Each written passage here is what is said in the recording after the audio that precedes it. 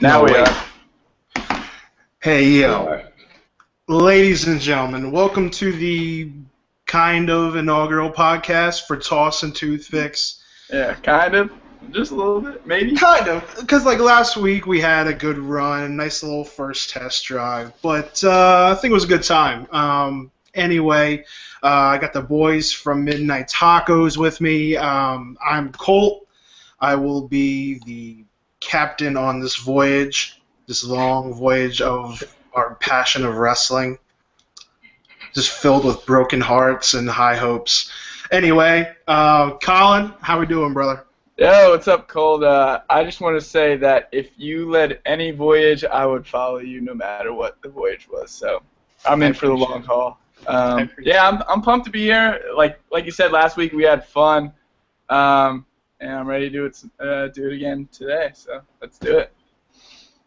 And then we got he's a wrestling specialist, but also the Bachelorette. Look out for his blogs on a weekly basis. Rajon, how we doing, brother? Colt, I'm doing good. I'm in Colin's living room. He's upstairs. Thanks. Shout out to Mike Pastor for letting me use his laptop. Nice. As Colt said on Twitter, jump in. The water's warm. Come enjoy our podcast. It's a good time, and we like to talk wrestling here, but somehow Rajon watches The Bachelorette and The Bachelor on a weekly basis. I do it for the fans. It's for the fans. I mean, I was all in until that crazy dude got booted. Yeah. And I'm like, whatever. But anyway, we got to talk about the big news. The big news of the wrestling world.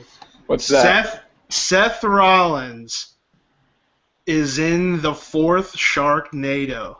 What? Yeah. Yo. Yeah, the Sharknado franchise had a good franchise with having wrestlers in it. I remember Kurt Angle was in one. Wasn't Jericho in it too? Yep. And now they have CrossFit Jesus, the Messiah.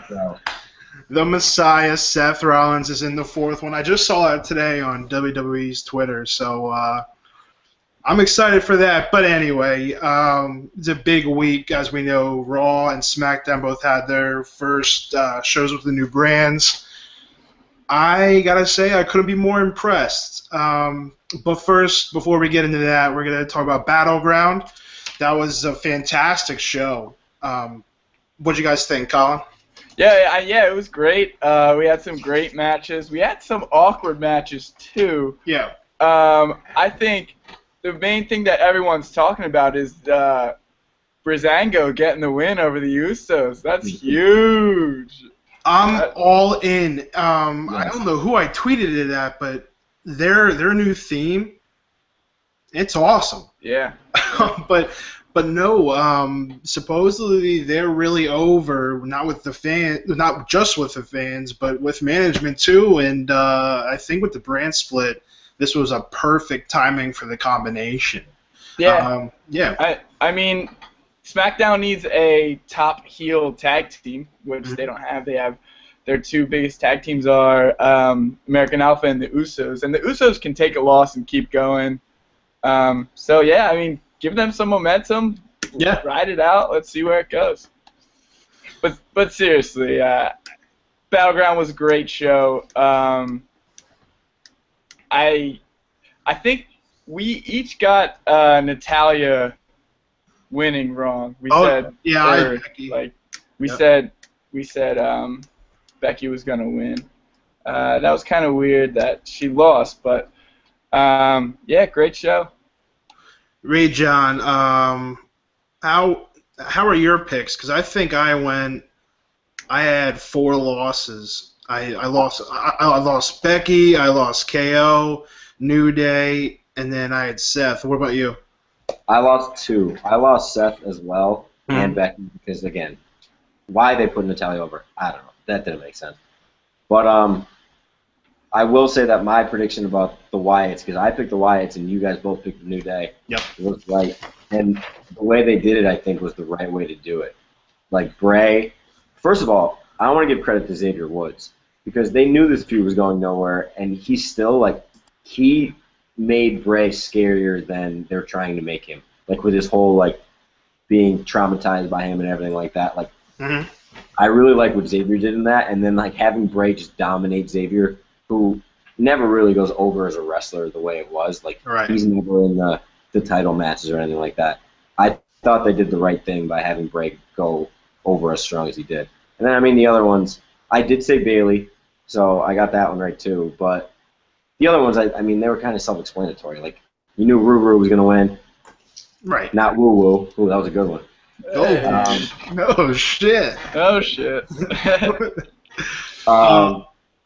Yeah, and the Miz is just like weird. I don't know. That was very weird. I was very confused of what was going on with that one. Like we've all been at live shows before. Like imagine being there when you can't hear the commentary. Right. Like, you would have no idea what was happening. Like you'd be like, what just happened? Yeah. Like the bell just rang for no reason. I think it was really weird, but Bob Backlund, I tweeted it. It's on the record. He's my top 3 favorite thing in wrestling right now, and I love how they're kind of turning Darren into it, because like not many people know, but when Bob Backlund like manhandled somebody, he would just stare at his hands. And that's what he did at the end of that match. So it'll be interesting, but now they're on separate shows, so I don't know what the hell they're going to do. Yeah, I don't know how they're going to make that work. Yeah. But as a show overall, I think it was fantastic. Booking was great. As Rajon said, I love how they did the Wyatts. The one gripe, Bayley. Oh, really? That's your girl, though, Colt. I love her. My one goal is to hug her one day. But they brought her up. It was an awesome match. And then I don't think she's going to be around for a while. Yeah. No. So I heard, or I think I saw that it's a one-off. Yeah. It kind of makes sense. Story-wise, just because all those girls are friends and Charlotte's like the heel. And, right. But I think it also makes sense that she's not on the main roster because A, she wasn't drafted. Yep. And I don't know if I have a B, but but yeah, she wasn't drafted, and it wouldn't make sense for her to just be there and not have been drafted. I think that would have devalued all the other divas that did get drafted. Right. Especially because when she's up, she's getting pushed to the top of the division. Right. Also, I think it had to be Bayley or Nia, but Nia's a heel. They couldn't do her, and no one else would have made sense. Maybe Paige, but she doesn't have the momentum to. Yeah, she has nothing and going right now. Yeah. Well, go ahead. What I was thinking of it, like, I think it was right for a couple of reasons. One being, you knew she would get the biggest pop no matter what, and she did. It was huge. And the other thing, which I actually just slid what I want to say into my hot take right there. But if done right, like that, this is just added momentum for the eventual Sasha Turn and Sasha Bayley feud. Right. I think they can tie that into it. Like, I came up, I helped you beat Charlotte, which in turn helped me, or helped you win the women's championship the next night. You know what I mean? Like, without that win, blah, blah, blah. Like, if it's done right, I think that can add, because that feud has so many layers that it has possibility to be the best feud in years, if done correctly, men or women, I think. And I think Bayley's going to be a part of that fall call-up with probably like Samoa Joe and the Revival. So I think I'm pretty confident in saying Sasha's going to have a nice little run. Yeah. So if she can possibly make it to Survivor Series, the Royal Rumble, any of the big shows where her and Bayley can go at it, I think that'll be great with what you said with Sasha turning, because Sasha's an awesome heel. But they couldn't make her a heel because everyone loves her, because she's one of the best women wrestlers in the world. Right. But I like that a lot. I just didn't like the Bayley call-up. If it's going to be a one and done, I think they could have made Nia face with this WWE crowd, but I I really don't have any other gripes with the entire show. I think I said it was one of the best shows we've seen in years. Yeah. When it comes to not like the Royal Rumble, WrestleMania, any of the bigger shows, one of the shows that were the B shows, right? Yeah, I think one of the main reasons why it was so well received, especially with the awkward Miz Darren Young match and Natalya Becky, which wasn't that great of a match, was Sami Zayn and Kevin Owens match. It was legendary. It was one of the best matches of the year so far, maybe the match of the year. I think they had one botch by Sami, but they picked up momentum like almost instantly, and they kept that going. Sami makes botches look good. Like I said it last week, I've said it to you a bunch of times, Colin. I didn't like Sami Zayn until Sunday, and now I'm like, damn it. Mm-hmm.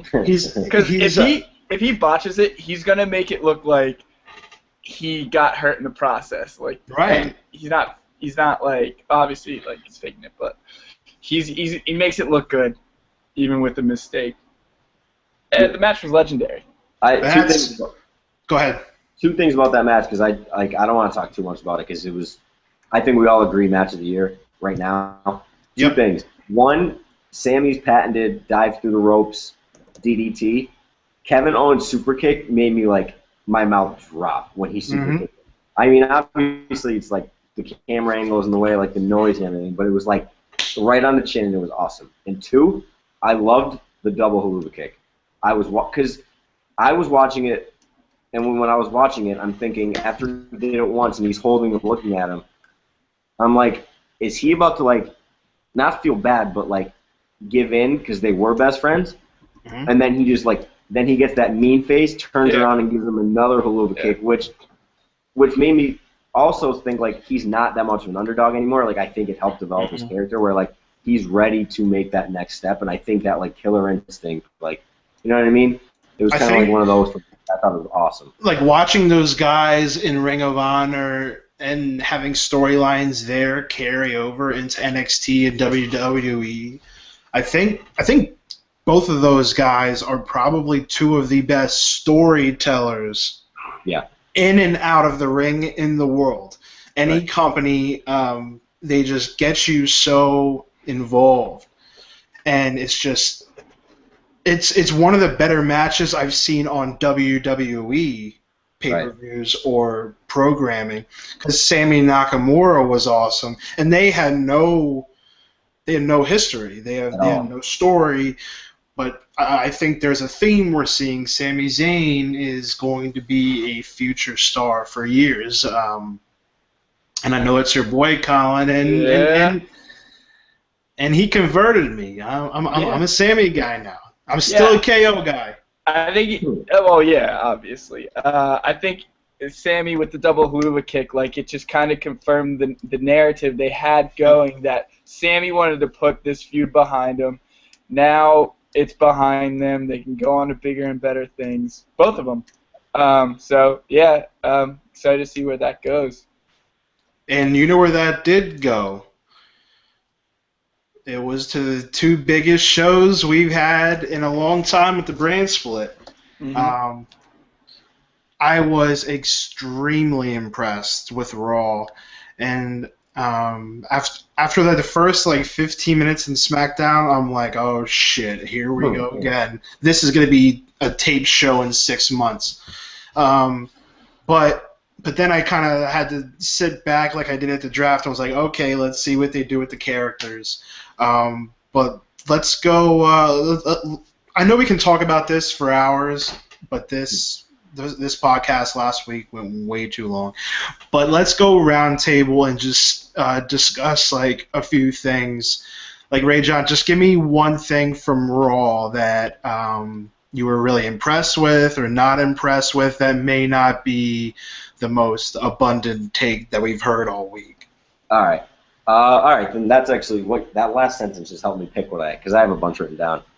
I've been in my head like for the last couple of months. I've been thinking, why don't they do this more? Why do we always just see someone after a feud ends, come out Raw the next, like, say, all right, let me get into it because all right. Number one contender matches, I think, need to be done all the time.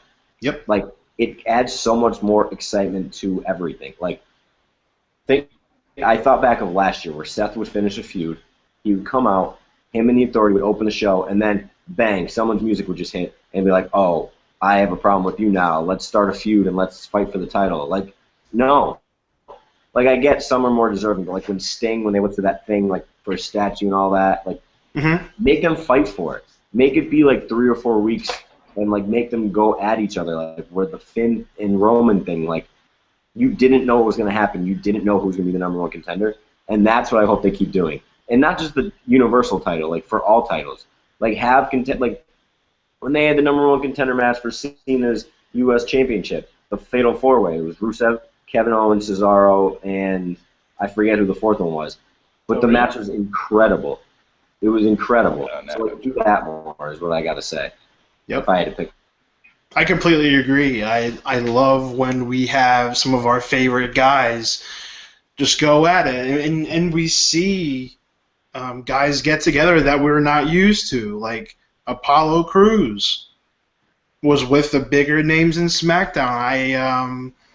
We haven't seen Apollo with a lot of these guys. So I think if we have these number one contendership matches, tournaments, whatever, like you said, it's not going to be Seth cutting a promo, music hits, oh, he's going against Finn, he's going against Roman.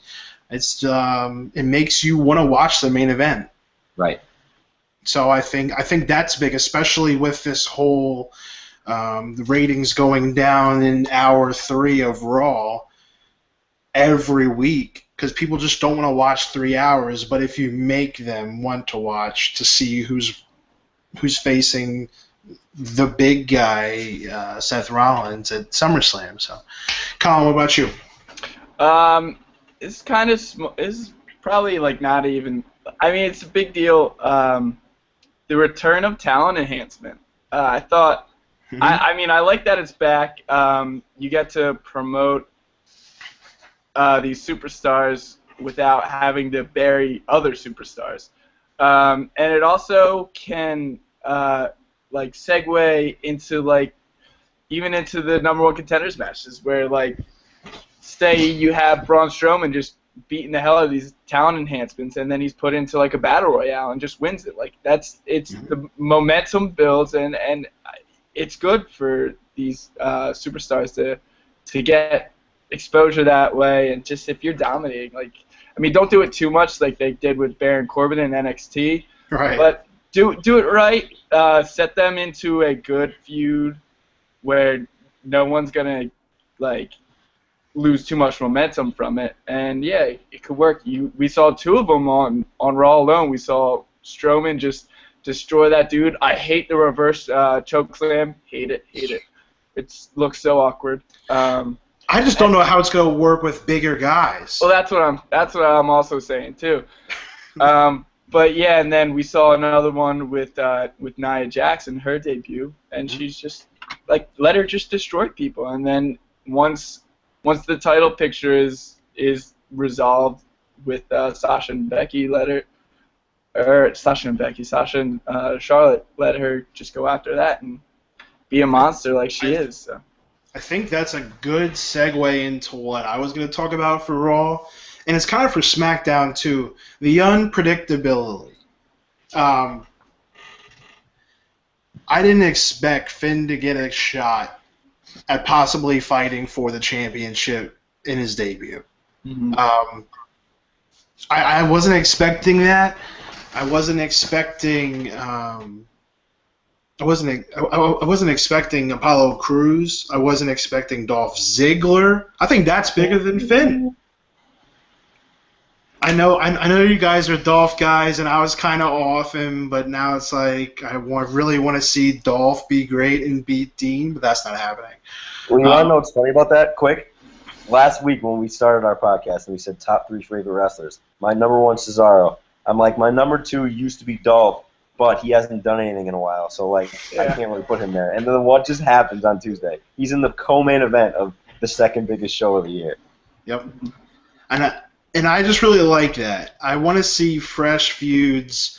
I want to see guys like Apollo go against guys like AJ Styles and Cena, where it's like, oh, he's going to get buried because he's going one-on-one with Cena or Styles. I like that.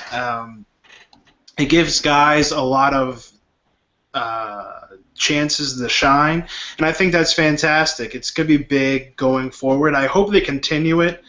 And it's also going to like the local talent that Colin was talking about.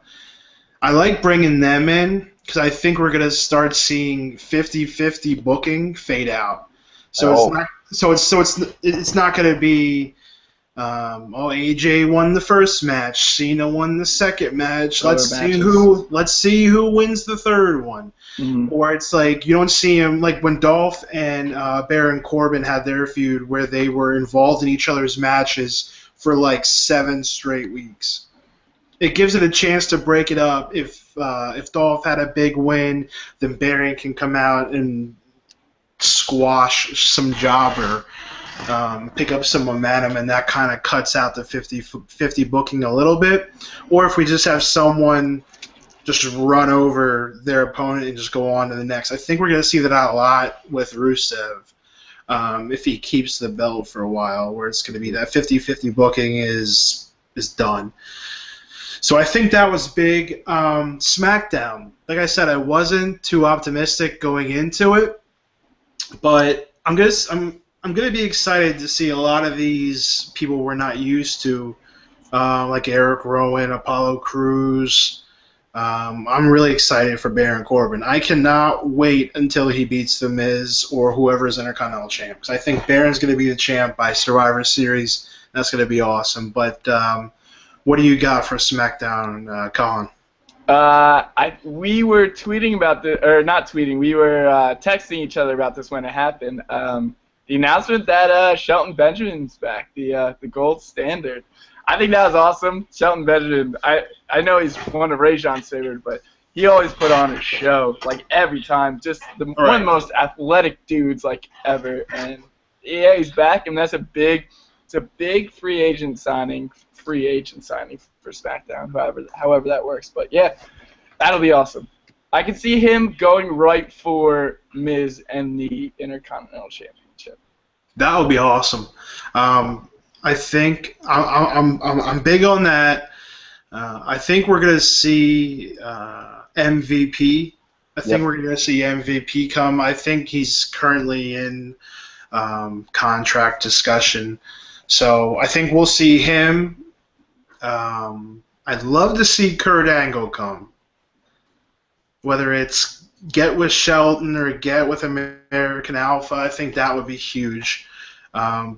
I know another big one I marked out for Kurt Hawkins. Brian Myers is coming back. Yeah. He's one of my favorite guys on the Indies.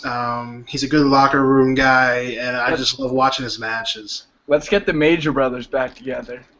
Zack Ryder and Kurt Hawkins, the Major Brothers. Yeah. I remember them on ECW. Yeah, I'm a big Kurt Hawkins guy, so I'm excited to see him.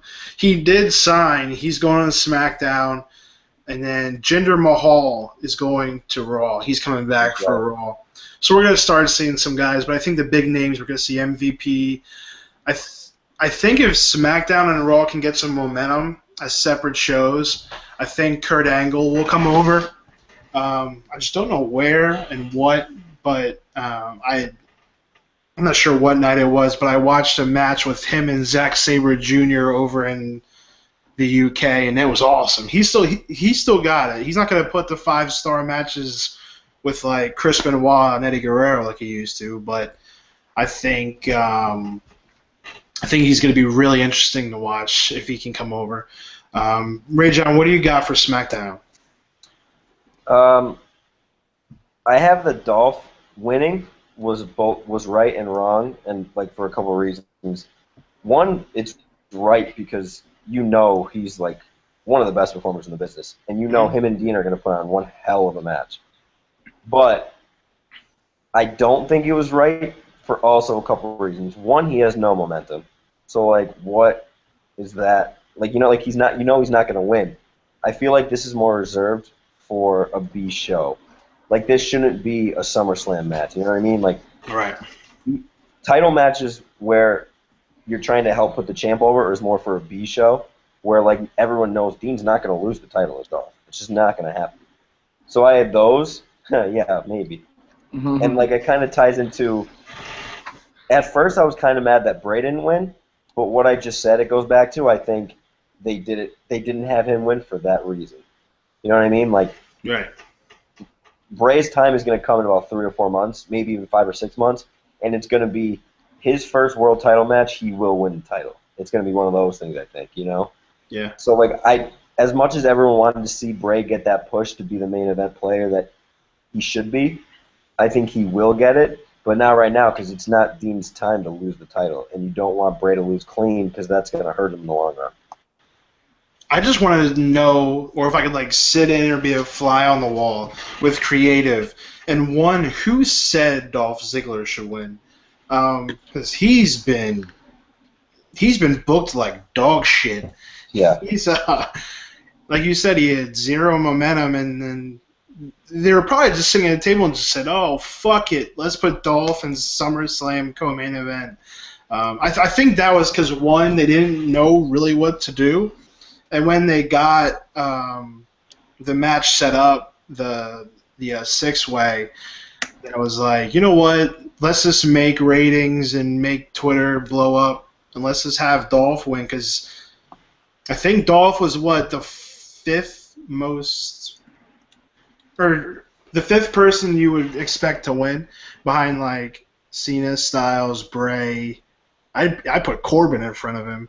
Yes. And then Dolph and Apollo. So I think it was just one of those, fuck it, let's make Twitter blow up and have them talk about SmackDown. The only thing I don't like about the Dolph thing, what the hell are they going to do for 3 or 4 weeks with that feud? So I've got a prediction. So I think they do the whole. So those two are going to be like mic to mic, like doing promos with each other. I think we'll get Baron Corbin to come out saying like, "Oh, I beat Dolph. Like, I've bested him before. Like, I should be in the match."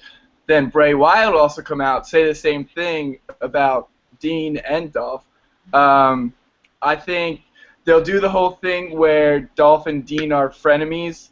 They like tag with each other. They do whatever.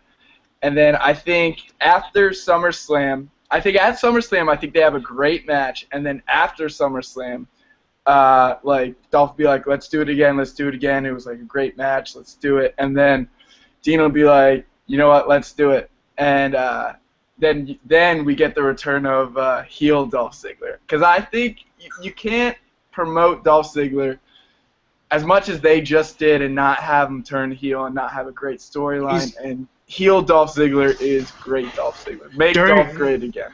During his Money in the Bank time, and then leading up to him cashing in on Alberto Del Rio, he was one of my favorite guys in the business. Mm-hmm. Heel Dolph was awesome. Yes, he had AJ, and yes, he had Big E, but he was awesome. The crowd loved him. The pop when his music hit. Mm-hmm. I think it was in Newark when he cashed in. I think it was somewhere. I think it was somewhere on the East Coast, but it popped so loud, and it was however many years ago. I still go back and watch it on YouTube whenever I see it come up on my feed, just because it's one of my favorite moments. But heel Dolph has to come back, but I don't want to see this turn into like a 3 pay-per-view feud. I can't take that much Dolph unless he really changed his character. But I think I read up on it today. I think they want to make Dean one of the, if not the top guy in the company. When I think that's wrong, and then the 2 top guys are on the other show and they're battling for the Universal Championship, which is the worst idea and the worst name. 3 top guys. You forgot the Empire. What? Roman. No, I said you forgot the Roman Empire. Dude. If they turn him heel, I'm buying 4 Roman shirts on one of our podcasts live. Because heel Roman will be my favorite. He'll be the GOAT. He pretty much is a heel. All right, let's not. We're gonna go down a hole. Don't get me started. Let's not do that. But yeah, Dean sucks. I'm sick of Dean. Dean sucks. His matches suck. He does like 6. One more talk about Roman. Everyone says like he follows Cena with like the 5 moves of doom thing. Dean does less moves than Roman, so get the hell out of here with that shit. That slingshot close. The worst move in WWE history. I fucking hate it. When it's done right, it's lit. No. I yell at the screen every time they either hit him or a Superman punch or a super kick. Yeah, let me do the rebound clothesline. I hate it. I hope Dean loses. If Dean loses, mark this too. So I'll buy every Roman shirt if he turns heel. And if Dolph wins at SummerSlam, every shirt that Dolph's released, I'll buy. Bad chance. I'll give the money to WWE. Heard here first. I want Dean out of here. I want him done. I want Rusev to come and beat him, and then Rusev can be double champion.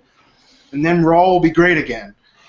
Anyway, one thing for SmackDown that has to be done, they have to make titles for the women in tag teams. It has to happen. I'm not sure when the Cruiserweight shit's starting on Raw, but if they have to add like the hardcore title or something else. But the tag team division's okay. So I think they should make a title for that. Like Rajon said last week, have the Raw champions, have a SmackDown like they used to. And the women's segment on SmackDown, I was like, That was brutal. Brutal. It was brutal until my girl took over and became the biggest heel in the company. Even though she's dog shit in the ring, and whenever she wrestles, I'll probably turn it off. But that entrance was one of the best WWE's had in a long time. Yeah. I don't know who was doing the voiceover. That was fantastic. She looked like a 10. And she did. she's put the belt on her. I don't give a fuck. I don't want to see them wrestle. But like they have like 7 women. The thing I like about their women's division, none of them has had a chance yet. Becky hasn't. Natalya hasn't. Naomi hasn't. And then you have the NXT girls. Right. Make a belt and see what happens. I think Alexa Bliss, out of all of them, is probably number 2. I'd rather have Alexa than Natty. So I'm excited to see. I think they wanted Carmella to come out to a bigger pop just because she used to be with Enzo and Big Cass, but I don't think the casual fan knows that.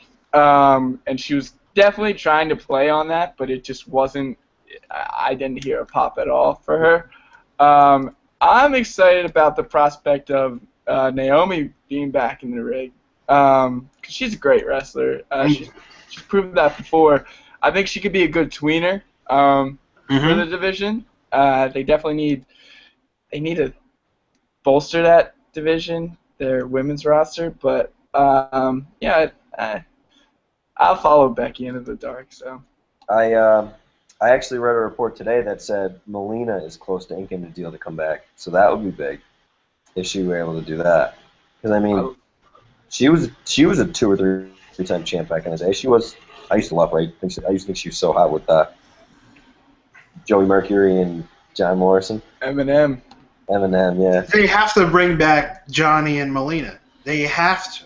Yeah. That'd be awesome. As soon it's gonna happen. Johnny's coming, and when the music hits, I'm gonna mark out in my living room like I've never done before. I'll buy that shirt instantly. I'll buy that shirt. I'll get it on iTunes. I'll make the theme my ringtone, and as soon as that hits, I'm gonna pop so hard. But the tag team division, I like to see them make some tag teams and make things interesting. American Alpha not on this week really pissed me off. I know you can't blow your whole load the first show, but everyone was watching the second hour for American Alpha and the main event. But I think we're going to see some decent tag team action on SmackDown. Raw's going to be where it's at because it has the two biggest tag teams we've seen in 10 years in Enzo and Cass and New Day. Yeah, I think it's going to be really interesting going forward, and I'm really looking forward to watching it. A big gripe is when there's a pay-per-view on Sunday night, it's way too much wrestling in a 72-hour span. I can't do the pay-per-view Raw, SmackDown, NXT once that starts to get cooking again. That's 4 straight nights. Like I was telling you guys, I was live tweeting all that, and I'm like, holy shit, this is too much. This is too much. But yeah, I guess they're doing 2 pay-per-views a month. Yeah, so Tossin Toothpicks already kind of got an exclusive, right, Colt? Well, we did, but then I think we fucked up and didn't release it right away because now everything's starting to roll out. Like everyone's slowly starting to talk about Backlash and Roadblock and. Right. But no, I like adding pay-per-views. It's just 2 a month is going to be really tough. It's going to be tough booking. How are you going to make 6 matches with 3 to 4 belts? Right. I mean, I'm not going to watch to see Apollo Crews against Eric Rowan. No. If there's not a good story behind it. If there's a good story, then of course maybe I'll get it. I'll jump in and I'll watch it. But the booking is going to be really tough. Did you guys have any other thoughts for Raw or SmackDown? No. I just thought the Miz TV with Randy Orton was kind of awkward. Orton's promoting this feud by himself so far with Lesnar, and the match wasn't that great either. I guess it makes sense to put Orton over like that, Right. especially with the coming match with Lesnar, but it just kind of didn't jump off the ground. Orton making these corny jokes, I don't like to see that. I like to see serious Viper Orton, so that's just one thing for me. Yeah, when he did that first RKO, and he was pumping the crowd up, getting ready to do the second one, for a split second, I thought it was going to be my favorite finisher in WWE. I thought he was finally going to bring back the punt kick. Because he went to the corner for a second, but then he came back and RKO'd him again. But that punt kick, I understand. If they don't let him do the curb, Seth do the curb stomp, Orton obviously won't do the punt kick. Yeah, he can't do that. I love that move so much. I always tell myself, 1, if like any of my buddies get in a bar fight, 2, if I'm drunk enough and I feel like doing it. Whenever someone that we're going against is on the ground, I'm either punt kicking them or I'm curb stomping. Just because those are the GOAT finishers. But yeah, we'll see where it goes. Did you guys watch any of the Cruiserweight last night? Yeah, I watched it today actually. Did you check it out, Colt? Yeah, I watched some of it just because Gulak was in it, and I really wanted to see his match, and I'm really impressed with what happened yesterday. Rajon, did you get a chance to watch it? I only watched Brian Kendrick's match just because I wanted to watch Brian Kendrick. I saw highlights and stuff from the other one, like Zack Sabre Jr. I saw like the highlights and stuff like that. So I didn't watch the whole show. No. Yeah, it was one of those like you knew Zack was gonna win. Right. I just wanted to see what they did with the other ones. I'm glad Kendrick got the win. I know. I'm not sure. I didn't look at the bracket. I'm not sure who he's facing next. Yeah, I don't think his opponent has been determined yet. But yeah, I was impressed with Gulak. Definitely was pumped to see the Brian Kendrick win because, well, I need to see his finisher. The sliced bread #2 is one of my favorite finishers. Yeah. So hopefully he gets another win and gets to pull that off, or even if he just gets to pull that off and the person kicks out, that'd be cool. I just need to see that. I was actually not that impressed with Zack Sabre Jr. as much as I thought I was going to be. I guess it's his style of wrestling isn't flashy, but I don't know. It just kind of, I wasn't as impressed as I wanted to be, and the hype surrounding him, I wanted to see a little bit more. But what are you gonna do? I was actually very impressed with the Tony Nese guy. Mm-hmm. He was a bigger dude, agile, strong. Oh yeah, I saw that guy. Yeah, he was really powerful, and he was like a Neville almost, really powerful and really springy. Yeah, and he looked like Damien Sandow Jr. Yeah. But yeah, so it was another good episode. I'm excited to see the end of the first round, and I think after that, next week, we should make some picks. Yeah, because once it's set, and I'm amped for next week, just because I'm a big John Boy guy. I'm a big Tommaso Ciampa guy, and then Rich Swann's gonna be wrestling too. So hopefully, we'll get one out of Tommaso and Johnny. But I hope Rich wins, just because those three I really liked watching in like PWG and the other indies. So I'm really excited for next week. But yeah, once the bracket is set for the next round, we'll just make some picks. But yeah, with Zack Sabre Jr., I was expecting a lot of the stuff I saw on Twitter and what you said, Colin. Because when he's with all these cruiserweights and they're doing crazy moves and shit we've never seen before, and then you see Zack come out and him doing the slow submissions and kind of like slowly taking his opponent out, I think it's a nice change-up. Mm-hmm. And I think he's going to be once his attitude and his personality can come out in the ring. He's very cocky, and I think once people start seeing that, I think it's going to be really fun. Like he used to do a figure 4 leg lock, and also an arm bar like this with his legs, and then he would do what Charlotte did in the figure 8 or whatever she calls it, where he's on his head and then he has his hands crossed like this while he's doing the submission. So I think once we start seeing his personality, he's definitely going to be a fan favorite. Yeah. But yeah, with the cruiserweight, we'll talk about that next week. Now, one thing I wanted to talk about was where we see this podcast going forward. Of course, we can see we want millions of viewers. We want to be talking to Sam Roberts and talking to Seth Rollins. Yeah. But I think with us being in Philly, we have a big advantage. Everyone say hello to CEO of Midnight Tacos, Dusty. Hello. What's up? So, but it's the big show.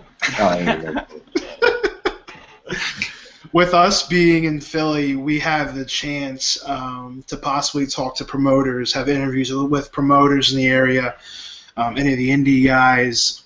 We have those chances, and I think that's what I want to focus on moving forward. Of course, get a base, get a few shows under our belt, and really find out what our podcast is. But then I want to bring in some interviews, and that'll be cool to edit into this. So I think that'll be awesome. What do you guys want to see out of it? I think we all have some wrestling friends. We all have friends that are fans of wrestling. So I definitely want to bring some people in. Get them talking, just make this a fun forum. Because with my commitment to Midnight Tacos, I won't be able to always be able to, I just used that. I won't always be there to live tweet and stuff like that. I'll do as much as I can, but I definitely want to see. This is so much fun, just talking wrestling. We love wrestling, so I just want to, let's just have fun with it. Let's go see some shows. Let's do that. Yeah, I'm pretty much in the same boat. I mean, obviously we want it to get as big as we can. That's why anybody does anything. But I mean, yeah. Sell out. Fucking sell out. Just like talking wrestling. Get them out of here. With people that enjoy wrestling, because obviously not many men over the age of 14 enjoy wrestling.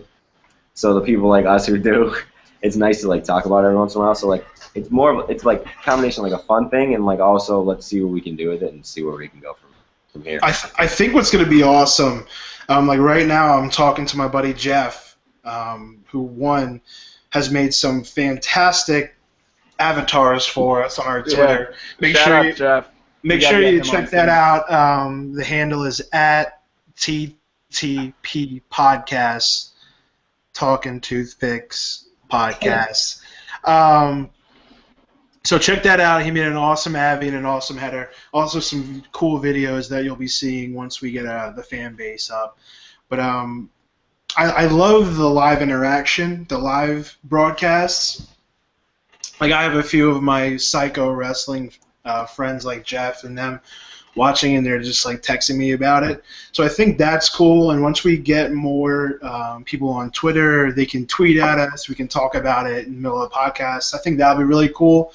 And another thing that I thought of when we talked about this, and then Jeff just brought it up in a text, whenever there's like a big show, like possibly our first one could be SummerSlam, but like we literally, like I set our laptop up, we set it up, we set the mic up, and we all just sit on this couch and we watch the pay-per-view and we simulcast it for like live reactions. Yeah. I think that would be cool. Mm-hmm. So you can do that for the big shows maybe or whatever. And I also want to go to like live shows and kind of vlog that and like get videos of it. I may want to jump into the blogging game, so I may have to talk to Dust about that. Hey, I'm the CCO, so like, I'm the one talk to me too. I didn't know who. I don't know who's pulling strings. I'm just the face. I sent out the invites. Right? Yeah, that's true. But yeah, I think the live interaction can be really cool on Twitter. And simulcast will be really fun with us. Like it could be us and some of the other guys, some of my guys, some of your guys, and just all get together and like when something big happens, like Dean cashing in or one of those cool things happening. I think that'd be really cool. So Yeah, I think it'll. Go ahead. I think the cool thing is that there's so many possibilities with what we can do, and Yeah. it'll be fun to explore and actually do some of that stuff. And I'm just one of those guys where it's like I don't want to be patient and I want 100,000 fucking followers next week. Yeah. By SummerSlam, I want to get 100 notifications of pay-per-view. Why the fuck isn't it happening?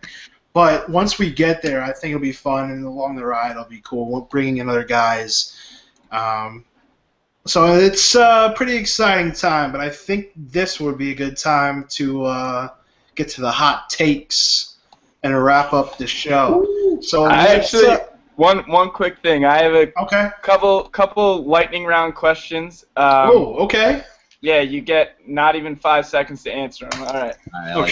Shit. All right, Rajon, we're coming to you first. Who challenges Rusev for the U.S. title at SummerSlam?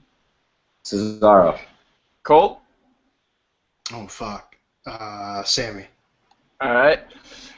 Similarly, who challenges The Miz for the Intercontinental? Colt? Baron Corbin. Baron Corbin, that was my answer too. All right. Who does Roman fight at SummerSlam? Rajon.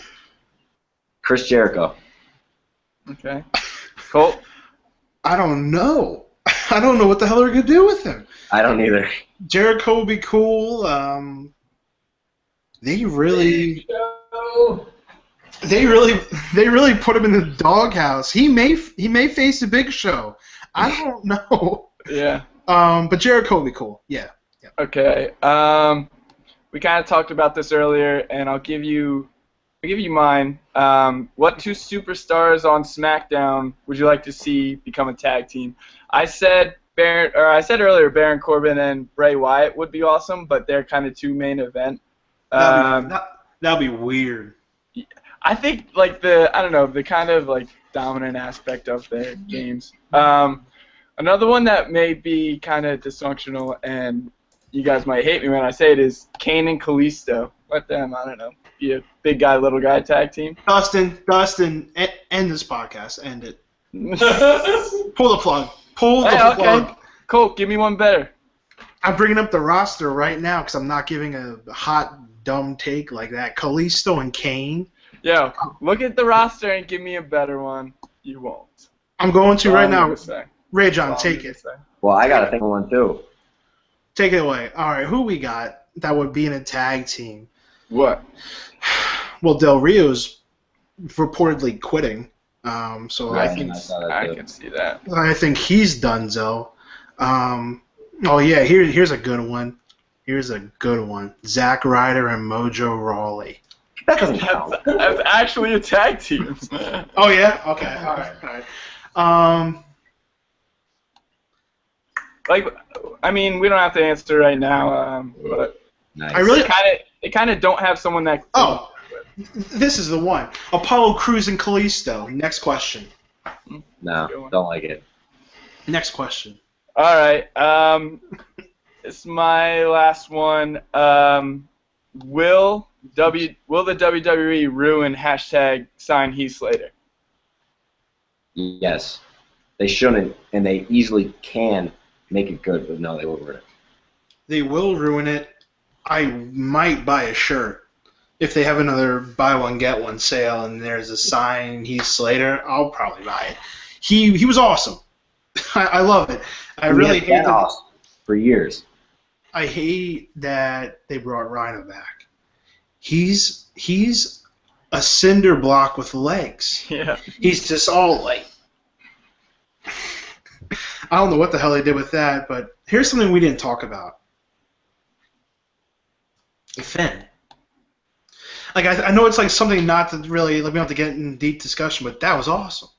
Finn's the guy. Finn's the guy, but I think Seth's gonna win at SummerSlam.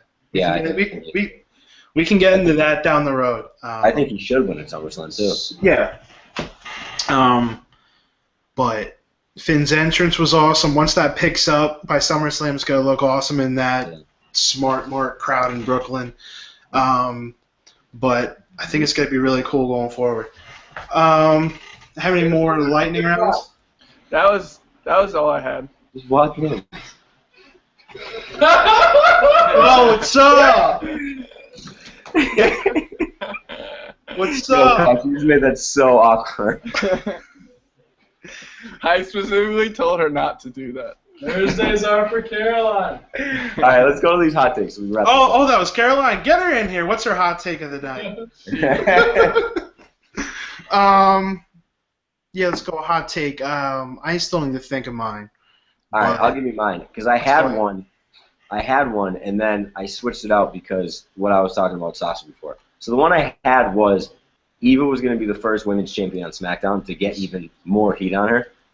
But my hot take is Sasha and Bayley will headline a pay-per-view before next year's SummerSlam. So give them a year span. They will headline a pay-per-view. Headline of Raw specific? No, they will headline a pay-per-view. It could be a beef, or it could be like a payback or something. But they will headline before SummerSlam. That is a hot take, but I love it. Colin? Rhino's off the roster by the Royal Rumble.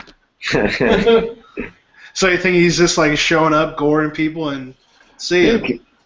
Like nobody, I feel like after, like no one's gonna care about him. I don't care about him. I don't think anybody should care about him. So I'm juggling 3 in my mind right now. So do I save the 2 or just rapid fire? Give us your hottest one. That's the thing. That's the thing. That's the thing. They're all hot. Like first one. First one. Yeah, fire him up.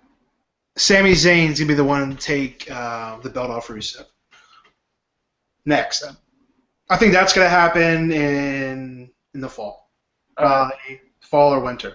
Sami Zayn's going to be the person to take the belt off for. This is also the first women's champion on SmackDown, Alexa Bliss. Put that in the book. Wrong. And I just forgot the third one. You had 2. No, I said I had I 3. think you said you had 3. Alexa, Sami. We'll save the next one for next week. I guess we'll have to. Gentlemen, it was a pleasure. Got some good feedback during the show. I think it was fantastic. Tossin Toothpicks podcast will be live hopefully every Thursday night. And then once we're done with the show, it will be posted on the Midnight Tacos blog that we will be sending out and tweeting. Check the boys out. Rajon, did you get your bachelorette? I'll give you access. All right, perfect. Rajon, did you get your bachelorette blog up? Yeah, I got it. It was up on Monday. It's Tuesday. I'm sorry, it was up on Tuesday. Check that out. We'll check that out. Colin probably wrote about some nerd movie that was fucking comment on itself. Yeah, I did. Check it out, midnighttacos.net. We've had more blogs than days in the week so far, so that's a new big thing for us. So we're getting cooking. I like that. Yeah, midnighttacos.net, and give us a follow on at midnighttacos_ on Twitter too. So yeah, we'll be tweeting that out. Also follow this podcast Twitter at TTP Podcasts. Follow me, Real Mr. Dorsey, Real MR Dorsey. Follow Colin at the Colin Kelly. And Rajon at, you're going to need a pen and paper. Spell it out. Zachariah. ZATCH _ Aladdin. ARIAH. Aladdin. AKA Young Aladdin. Boys, it was a good time. I'm glad Dusty got to hop in a little bit. And it's too sweet. It was a too sweet show. And that's Tossin Toothpicks. Peace out. See ya.